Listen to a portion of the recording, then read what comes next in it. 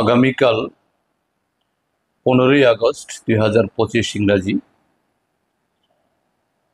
আমাদের ৭৯তম স্বাধীনতা দিবস। গোটা ভারতবর্ষী আমরা এই দিনটাকে আমরা স্মরণ করি, শুধু একটা আনুষ্ঠানিকতা হিসেবে নয়। এই স্বাধীনতা লাভে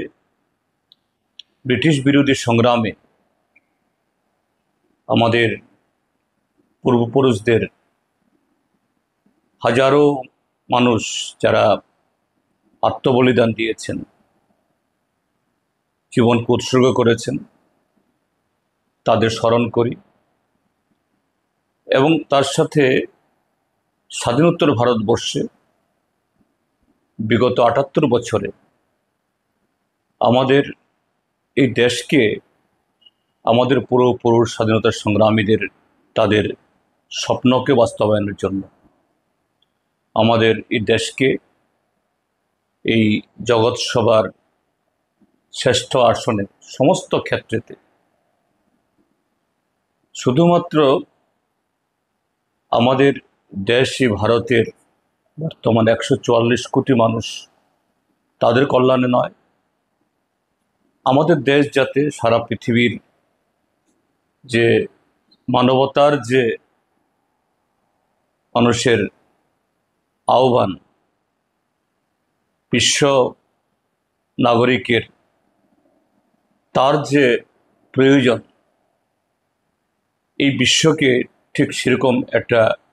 মানব জাতির সুন্দর একটা বাসস্থান হিসাবে যাতে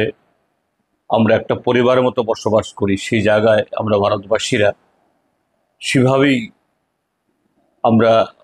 আমাদের অবদান রাখতে পারি, আমরা যোগদান করতে পারি।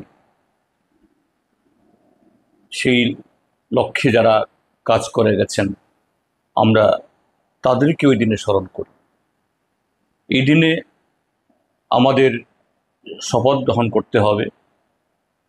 যে আমাদের যে নানা বৈচিত্র্যের মধ্যে শুধু সে বৈচিত্র্য ধর্মীয় বিশ্বাস, আমাদের সংস্কৃতি, ভাষা, খাদ্যাভ্যাস, পোশাক না, চিন্তাভাবনার মধ্যেও সেখানে অবশ্যই এত বড় পরিবারে বৈচিত্র্য থাকবে, কিন্তু সেই বৈচিত্র্যের মধ্যেও কিভাবে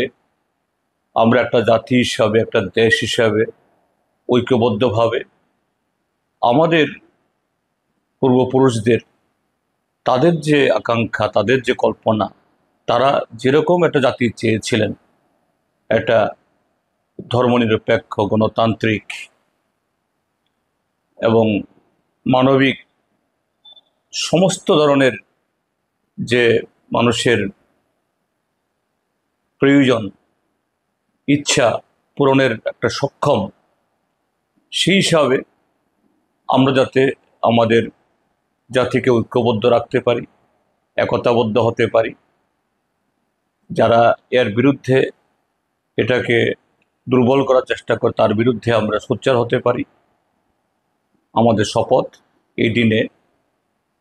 যাতে আগামী দিন এই সমস্ত প্রতিবন্ধকতা কাটিয়ে তোলার জন্য সেই আত্মবিশ্বাস, সেই চেতনা এবং সে শক্তি প্রতিনিয়ত আমরা সঞ্চার করতে পারি। এইভাবেই এই স্বাধীনতা দিবসকে, তার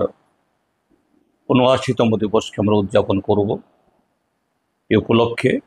গোটা দেশবাসীকে, গোটা জাতিকে যেমন আমরা পূর্বপুরুষদের স্মরণ করছি, ঠিক তেমনি গোটা জাতি, গোটা দেশকেও তার সমস্ত যে এই অধিবাসীকে আমাদের শুভেচ্ছা, অভিনন্দন, নমস্কার, খুলুমখা এবং আদাব।